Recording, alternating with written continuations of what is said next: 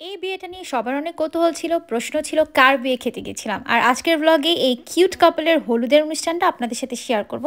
সাথে শেয়ার করব কেনই বা আমাকে ইনভাইট করা হয়েছিল সেই বিয়েতে, সাথে কারা ছিল, কি খেয়েছি, কি আনন্দ করেছি, হঠাৎ করে বাংলাদেশে গিয়েই একটা বিয়ে খাওয়ার অনুভূতিটা কেমন ছিল, সব কিছু থাকবে আজকের এই ব্লগে। সো দেরি না করে চলেন শুরু করে দিই আজকের এই ব্লগটি। আসসালামু আলাইকুম সবাইকে, কেমন আছেন? ওয়েলকাম জানাচ্ছি দিশাস ডেইলি ক্লাউডসের নতুন আরেকটা ভিডিও দেখার জন্য।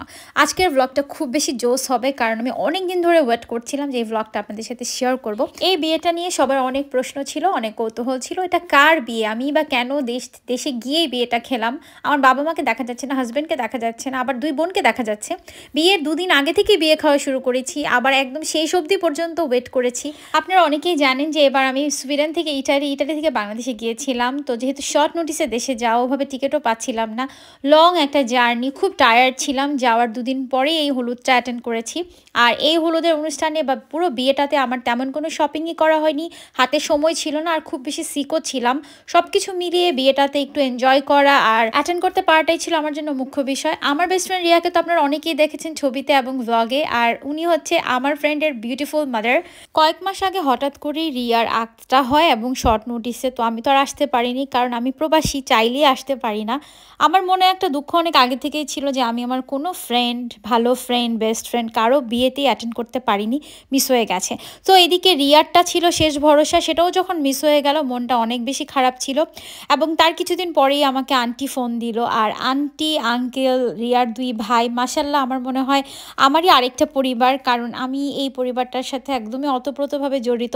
আর দুজন মানুষের কথা না বললেই না, মাশাল্লাহ মাশাল্লাহ, রিয়ার ছোট ফুপু এবং দাদু, তারা আমাকে এত বেশি আদর করে যে বলে শেষ করতে পারবো না। আর এই আদর, এই সব কিছুর লোভটা হয়তো আর সামলাতে পারিনি। তাই আন্টি যখনই ফোন দিয়ে বললো রাব্বির বিয়ে ঠিক হয়েছে, তোমাদেরকে তো থাকতেই হবে, আমি 7-5 ভাবিনি আর চলে আসলাম প্যাকিং ট্যাকিং করে। যেহেতু আমার বাবা মা বাইরে থাকে, সো দেশে ওরকম কেউ থাকে না, তাই আমাকে অ্যালাউ করা হয় না হুটহাট করে দেশে আসা বা একা আসা। তো আমি চিন্তা করলাম একা যেয়ে মজা নেই, আমার দুই বোনকে একটু তেল মারি, তো ওদেরকে একটু তেল দিয়ে নিয়ে চলে আসলাম।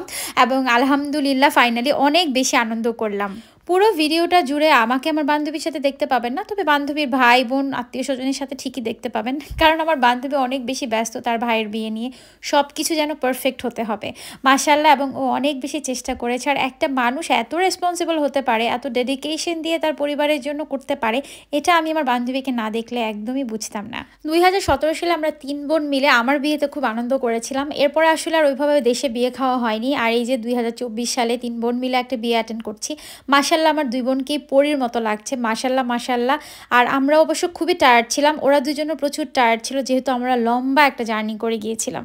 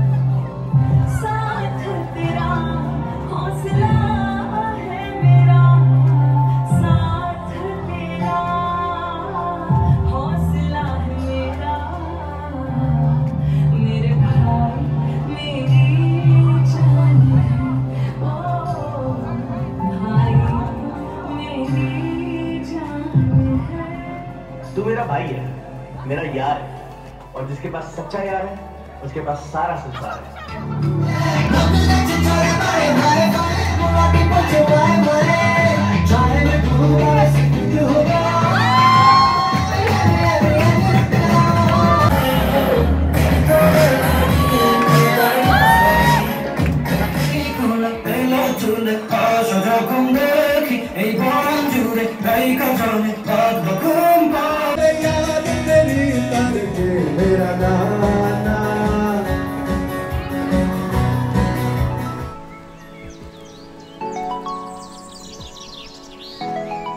নাচ গান ছবি তোলা আনন্দ সবই হয়েছে, এখন হচ্ছে খাওয়া দাওয়ার পালা। যখন আসছিলাম প্লেন থেকে আমি এই খাবারের গন্ধগুলো পাচ্ছিলাম, আর ফাইনালি সেই খাবারগুলো টেবিলে পেয়ে মনটা ভরে গেল। তো খাওয়া দাওয়া শুরু করলাম। অনেক খাবার ছিল সেখানে, তেহারি ছিল, চিকেন, তারপরে বিফ, মাটন, পরোটা, ডিম, অনেক কিছু ছিল, কোল্ড ড্রিঙ্কস, সালাদ। তো সব কিছু খাচ্ছিলাম আর এই বান্ধবীকে একটু খাইয়ে দিলাম। বিয়ে বাড়িতে মেয়েপক্ষ ছেলেপক্ষের অনেক রেসপন্সিবিলিটি থাকে, অনেক দায়িত্ব পালন করতে হয়। তো এদিকে যেহেতু আমি আগে খেয়ে ফেলেছি, তারপরে রিয়াকে বলেছিলাম যে আমি জানি যে এখানে আসলে অনেক কিছু ফর্মালিটি আছে, তো আমি যেহেতু তিশা তানজিমকেও নিয়ে গিয়েছি, ওদের সাথে বসি, পরে ইনশাল্লাহ তোমাদের সাথে আমি থাকবো, কোনো সমস্যা নেই। তো এই তো তারপরে ছেলের বাড়ি মেয়ের বাড়ি দুই পক্ষ একসাথে খাবার খেতে বসেছে। তো এই তো কিউট, মাশাআল্লাহ, হোয়াট আ মোমেন্ট। আমি একটু ডিসঅ্যাপয়েন্ট ছিলাম আমার মেকওভারটা নিয়ে, আমার একটু ভালো লাগেনি সেই দিনের সাজটা। এটার পিছনে অবশ্য কারণ আছে, হুট করে বাসায় যাওয়া, আসলে আলোর একটু স্বল্পতা ছিল, আসলে হঠাৎ করে নতুন একটা জায়গা, সব কিছু আমার জন্য একটু মেনটেন করা কষ্ট হচ্ছিল, বাট ইটস ওকে। তারপরে সবাই মিলে সেজে গুজে সুন্দর মতো টাইম মতো চলে এসেছে অনুষ্ঠানে, এটাই অনেক বড় একটা ব্যাপার ছিল।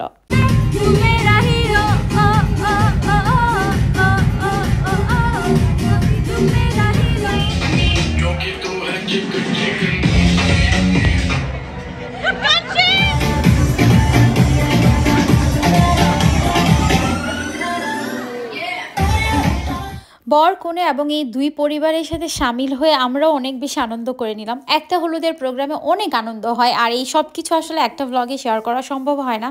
এত আনন্দের পরে আমরা কিন্তু কিছু মানুষকে মিস করেছি, তাদের কথা এই ব্লগে বলবো না, পরবর্তী ব্লগে আপনাদের সাথে শেয়ার করব। আর আজকের এই ব্লগটি কেমন লেগেছে অবশ্যই কমেন্টে জানাবেন। আপনাদের একটা সুন্দর কমেন্ট আমাকে আরও বেশি উৎসাহ দেয়। ভালো থাকবেন, সুস্থ থাকবেন, দেখা হবে পরবর্তী কোনো একটি ব্লগে। সে পর্যন্ত আল্লাহ হাফেজ, আসসালামু আলাইকুম।